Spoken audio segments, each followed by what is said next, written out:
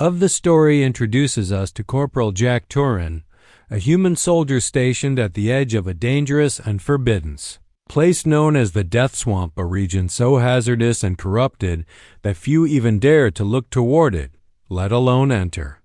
The environment is no ordinary wasteland.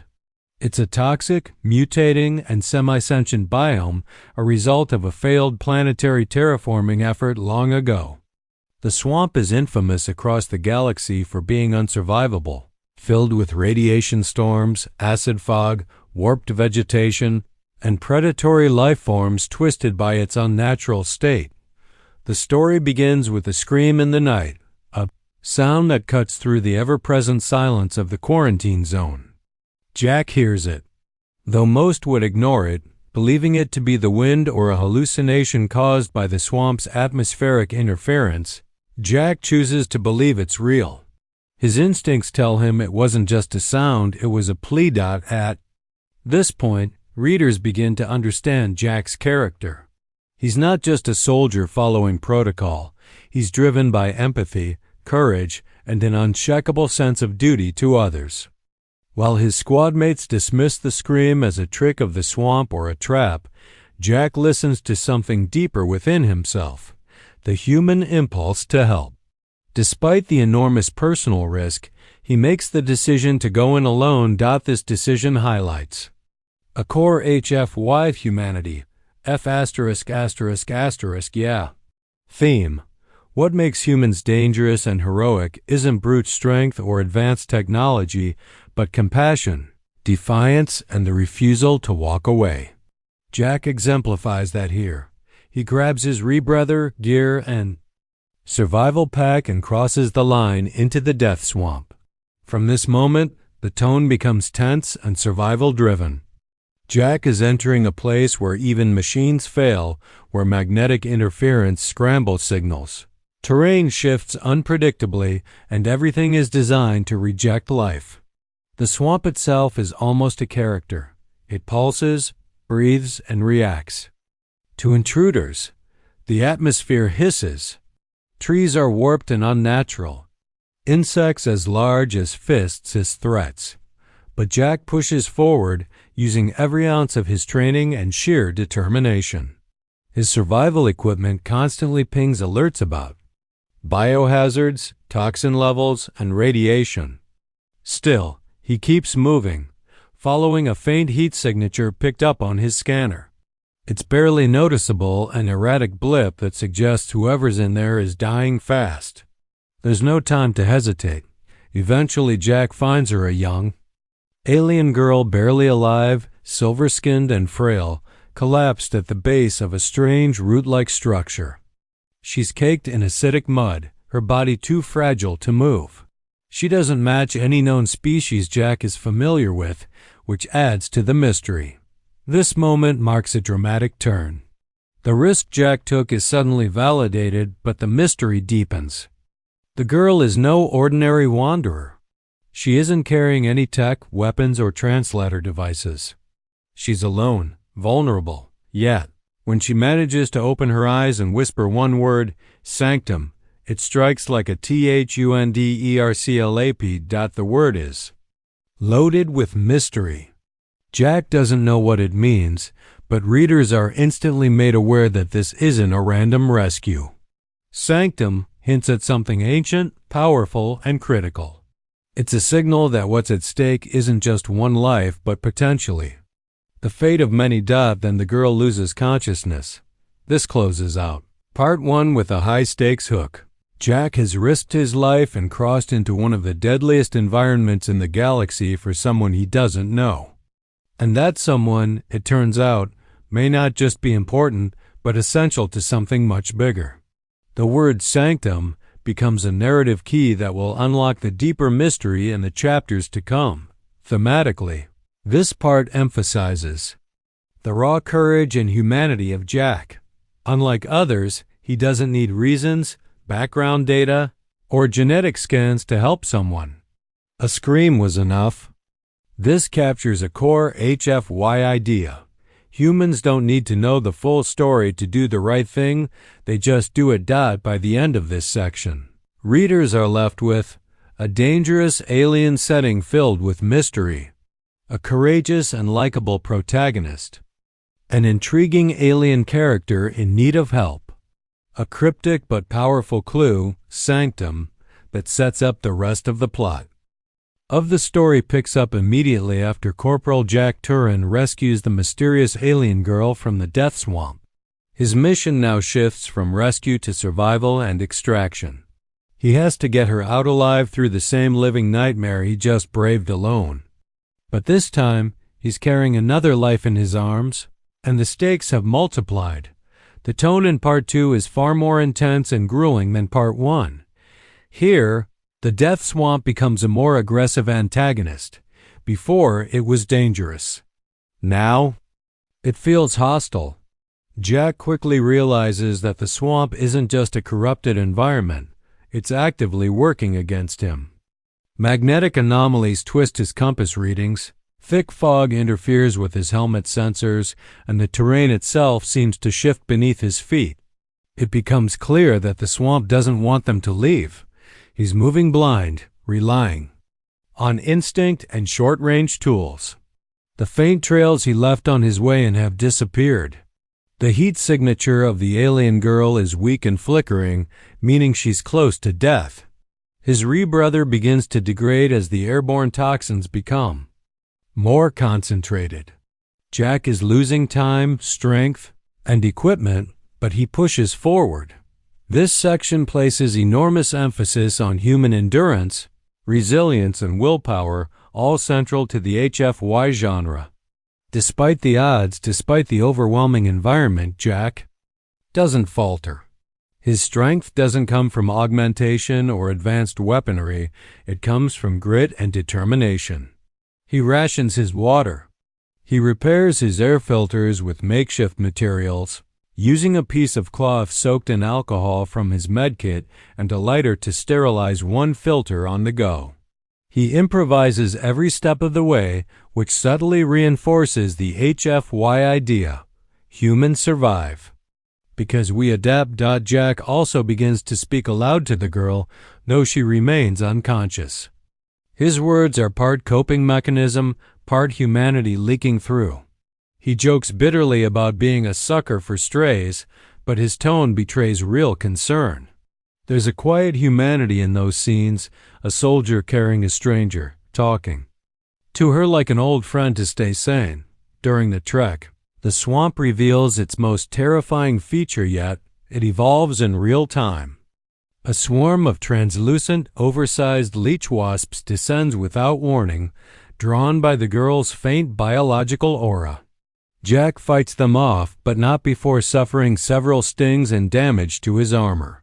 He's forced to dive into a bubbling chemical pool just to escape, holding the girl tightly above his head as acid burns the outer layer of his suit. Still, he doesn't drop her. He never lets go. The journey stretches across 3 brutal days, filled with heat spikes, shifting terrain, and random bursts of toxic rainfall. At one point, he fends off a pair of mutated predators resembling 6-legged jungle cats with bone-plated faces and exposed nerves that spark like wires. His rifle jams in the heat.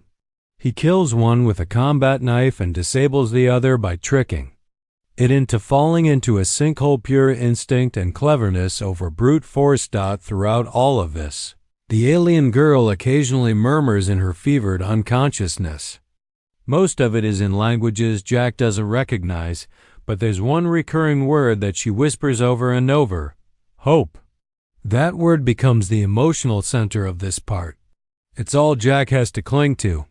He doesn't know who she is, where she's from, or what sanctum means. But her clinging to hope, through agony, unconsciousness, and near death, gives Jack the mental edge to keep fighting forward. Her fragile presence becomes a beacon not just for what's right, but for what needs to survive in a galaxy filled with darkness. At long last, Jack staggers out of the Deathswamp and collapses at the perimeter gate. Medical teams rush in, stunned that he made it back alive, especially with someone else in tow. This moment mirrors the mythic return of the hero from the underworld. Jack has literally walked through death and emerged with a gift, life. Then comes the shock. The girl isn't just any alien child. A scan by the medics reveals something that sends ripples of silence through the room. Her genetic code doesn't match any known species in current databases, but it does match one thought: to be extinct. She's a Shianthuri, a member of the most legendary species in galactic history. The whispers of her possible connection to something called the Sanctum Protocols, a near-mythical force, begin to circulate. The mystery deepens. And with that, Part 2 ends on a revelation that shifts the entire story from survival horror to galactic importance. Jack's act of human compassion has just placed him and humanity at the center of something ancient, powerful, and potentially universe-changing. Transitions the story from a high-stakes survival tale into a larger, galactic narrative with enormous implications. The mysterious alien girl Jack rescued is revealed not just to be rare, but potentially the key to restoring the galaxy itself. Jack wakes up in a medical pod, recovering from his grueling 3-day trek through the Deathswamp. His body is mending thanks to advanced regeneration treatments, but his mind is still filled with questions. Who was that girl? What was she doing in the swamp? And why did she say sanctum? A high-ranking debrief officer visits him shortly after he regains consciousness. What the officer reveals reframes the entire story. The alien girl, now identified as Elia, is a survivor of the Shianthuri, a species long believed extinct. The Shianthuri weren't conquerors or warriors. They were creators, bioengineers, so advanced they could sculpt ecosystems, terraform planets, and design resilient civilizations across the stars. In ancient galactic records, they were revered as architects. The crown jewel of their legacy was something known as the Sanctum Protocols, a suite of encoded biological and quantum technologies that could heal dying worlds, restore dead ecosystems, and even reverse extinction-level events. The protocols weren't data files or software, they were living codes, embedded in the DNA and minds of select individuals. Only a few Shianthuri could carry them, and they were protected with extreme caution. But the Shianthuri vanished during the Collapse Wars, a devastating era of galactic infighting and ecological catastrophe. Most believed their legacy had died with them. Without them, much of the galaxy turned to entropy, decay, and slow planetary death. Until now, the medics who scanned Elia discovered fragments of Sanctum sequences in her cellular structure, not just dormant code-active protocols. She isn't just a survivor. She's a living key to something the galaxy has given up on. This revelation stuns the Terran authorities. Elia is suddenly more than a rescued stranger. She's potentially the last hope for dozens of dying planets. The information is kept quiet for now, but whispers are already spreading. When Jack visits her in recovery, Elia is awake, her silver skin now glowing faintly with life. It's clear she's recovering faster than expected, and the medical staff doesn't fully understand how. Her biology is doing things their systems can't explain: cells restructuring, oxygen synthesis. Without external tools and minor energy fluctuations, Elia's demeanor is serene, almost otherworldly. When Jack sees her, he's reminded how small she looked in the swamp, how fragile. But now, she looks like something ancient slowly reawakening. She speaks softly and thanks Jack not just for saving her, but for responding to something most species have long ignored: a cry for help. Here, the emotional and thematic core of the story shines. Humanity's compassion is not weakness, it is our greatest strength. Elia explains that she didn't send out a transmission or beacon. She didn't even call with her voice. She was unconscious.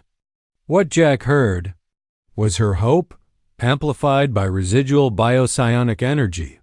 The fact that Jack heard it and acted on it meant something profound. She says, "I felt your soul. You came not because you knew me, but because your kind still cares. That's why I spoke to you. The galaxy needs that again." This dialogue reinforces the HFY message: humans are dangerous not because of brute force, but because we act from empathy even when it makes no logical sense. Jack, naturally skeptical, brushes off the soul talk. He's a soldier, not a mystic, but even he feels something stirring. The realization that he stumbled upon something, universe shifting by simply following a scream in the dark, is beginning to settle in. He asks her about the word she whispered, sanctum. Elia explains that sanctum isn't just a protocol. It's a promise. A galactic reset switch that only works if the bearer believes in restoration, not conquest. It can't be activated by those who crave control. It responds to will, intention, and trust. And that's why she came to Earth long ago.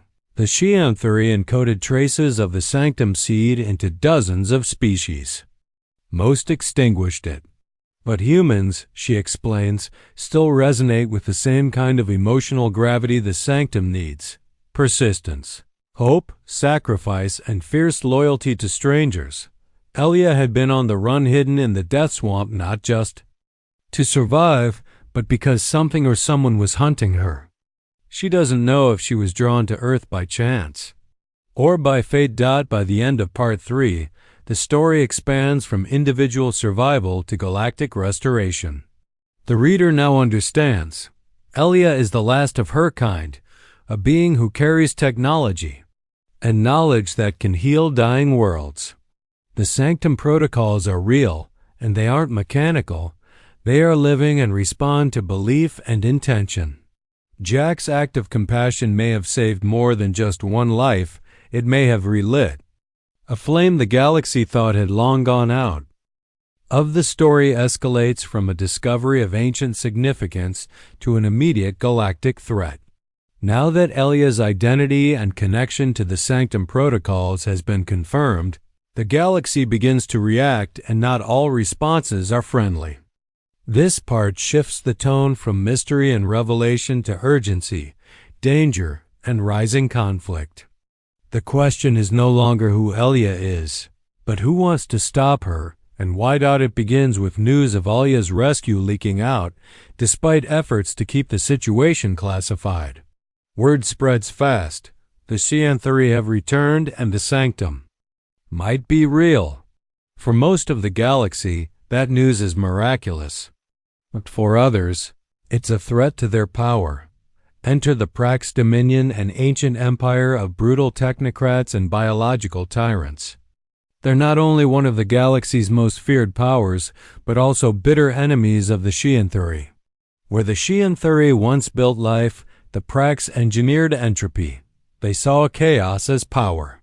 Restoration, healing, and balance were obstacles to their domination.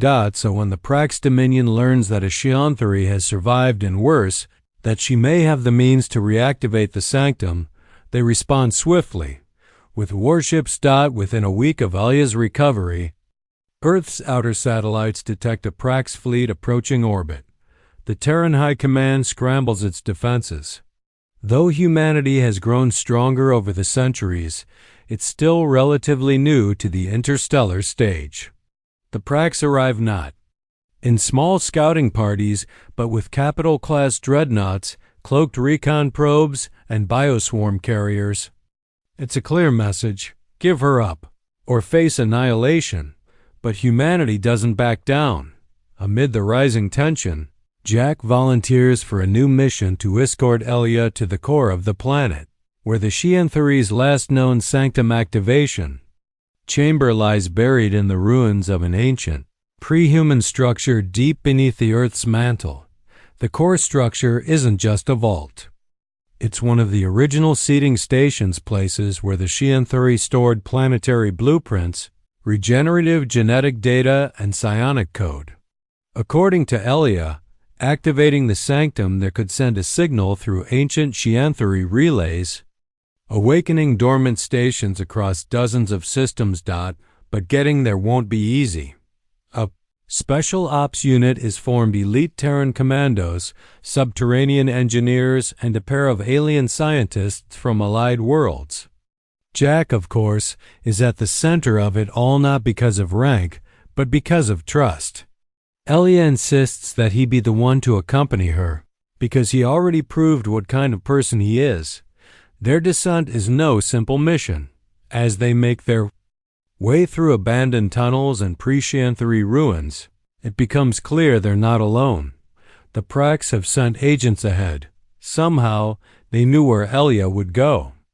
Deep in the tunnel networks, the team encounters Prax bioassassins, grotesque blends of technology and flesh, designed to infiltrate, infect, and destabilize. They're fast, quiet, and deadly. Several skirmishes erupt as the team gets closer. To the core, 2 soldiers die. Another is critically injured. Despite this, Jack never leaves Elia's side. He acts as her shield, her guide, and in many ways, her bridge to humanity. Elia is changing too. The closer she gets to the sanctum core, the more alive she becomes. Her skin emits light. Her voice carries a resonance that affects even the environment around her. She's not a mere survivor, she's an awakening force. Finally, they reach the sanctum chamber. There, standing in the activation zone, is the Prax Dominion's elite enforcer, an 8-foot-tall war being wrapped in obsidian armor, equipped with anti-psionic nullifiers and tech grown from dead stars. He was bred for one purpose: to prevent the sanctum from ever being reawakened. What follows is a brutal hand-to-hand battle. Jack's weapons are mostly exhausted. His rifle is jammed. All he has is a scorched shield and his will. The Prax enforcer taunts him, calls humanity soft, accuses them of being unworthy protectors of something so ancient. But Jack doesn't back down. He fights not because he thinks he'll win, but because someone has to stand. He buys Elia time to reach the activation console, his body battered, shield cracked, but spirit unbroken. This moment embodies the core HFY message. Where others calculate risk, humans leap into the fire. Not for glory, not for gain, but because we believe some things are worth fighting for, even when we're outmatched. By the end of Part 4, the battle is won. Barely. Jack, bloodied and half-conscious, collapses beside Elia as she touches the core interface. After the brutal battle in the sanctum chamber beneath Earth's crust, Jack lies injured but alive. He's pushed his body and mind past the edge of survival. Near him, Elia stands in front of the activation console, her glowing hands pressed against ancient Scianthri technology. Her entire form is now shining, her very DNA resonating with the core systems as though she was always meant to be there. And she was. As the sanctum activates, the chamber begins to pulse with waves of radiant golden energy. These pulses are not just light, they are data, life code, and healing intent, projected through ancient planetary relay networks the Scianthri built long ago. These pulses travel beyond Earth, passing through jump relays, deep space vaults, and overgrown ruins on long-dead worlds. What happens next is not immediate war. It's something greater. Planets long thought barren begin to heal. Forests regrow. On desert worlds, atmospheres stabilize on planets condemned to storms. Extinct ecosystems, ones recorded by the Scianthri and encoded into the sanctum, begin to reboot. Even rogue stations and abandoned colonies pick up the signal and respond by awakening dormant systems. The galaxy collectively pauses, caught between awe and disbelief. The Prax Dominion, who had bet everything on Elia's destruction, find their forces scattered. Their battle swarms, tuned to entropy and collapse, begin to malfunction in areas touched by the sanctum signal. Their empire, rooted in control through ruins, suddenly becomes unstable. Instead of celebrating a conquest, they now confront a reality they tried to bury. Life is returning, and they're powerless to stop it. Meanwhile, on Earth, the humans are stunned to realize what they've helped unleash. Scientists, engineers, and planetary leaders stand in awe as the first wave of restoration visibly alters the Deathswamp itself, where once acid mists choked the air. Now strange, luminous flowers begin to grow. The swamp doesn't die it. Transforms. Jack awakens in a medbay surrounded by Terran medics and specialists. He's battered, stitched up, and missing a chunk of his armor, but very much alive. One of the doctors tells him he shouldn't be walking for a month, but Jack is already pulling himself out of bed. I just want to know she's okay, he says, and she is. Ely meets him on a growing hillside that used to be part of the Deathswamp's outer edge. The air is clean now, and the earth hums with new life. She wears a flowing garment gifted by Earth's delegation, and her eyes, once dim with fear, now gleam with strength and serenity. She tells Jack that the Sanctum is not just healing planets, it's awakening memories, forgotten values, and dormant cooperation between species. Across the galaxy, ancient allies of the Shianthari are re-emerging from hiding, eager to rebuild the future they once lost. The era of conquest is fading. A new era of renewal has begun. Elia says with quiet reverence, "You braved death for someone you didn't know." That act, your compassion, unlocked a power the galaxy had long forgotten. Jack, ever the soldier, shrugs it off. I heard a scream. That was enough. This simple statement brings everything full circle. It was never strategy, prophecy, or authority that set the galaxy back on course. It was one human's instinct to help, to act without knowing what he'd gained, driven only by empathy. That's the essence of HFY, humanity. Fuck yeah. We're dangerous not because we conquer, but because we care. Especially when no one else does. By the end of Part 5, Earth is no longer seen as just a new player on the galactic stage. Humanity becomes the symbolic protector of the Sanctum, the race that proved even amid entropy and apathy, hope can still rise. Delegations from a dozen species begin arriving on Earth seeking guidance, offering alliances, and asking for aid to reactivate Sanctum echoes on their worlds. Jack, awkward and humble, becomes a symbol, a living legend not of war, but of mercy. The final moments are quiet but profound. Jack and Elia stand overlooking a blooming valley that didn't exist. Days ago. She says, "You could have walked away." Jack replies, "I didn't. That's what makes us human." Themes wrapped up in Part 5. Restoration versus destruction. The Sanctum's activation reverses the damage caused by centuries of war, proving that healing is more powerful than domination. Humanity's unique role, empathy, resilience, and irrational kindness position humans not just as survivors, but as guardians of something bigger. Hope as a force. Hope isn't just an emotion, it's a force capable of changing destiny when acted upon. The unexpected hero, Jack wasn't a chosen one.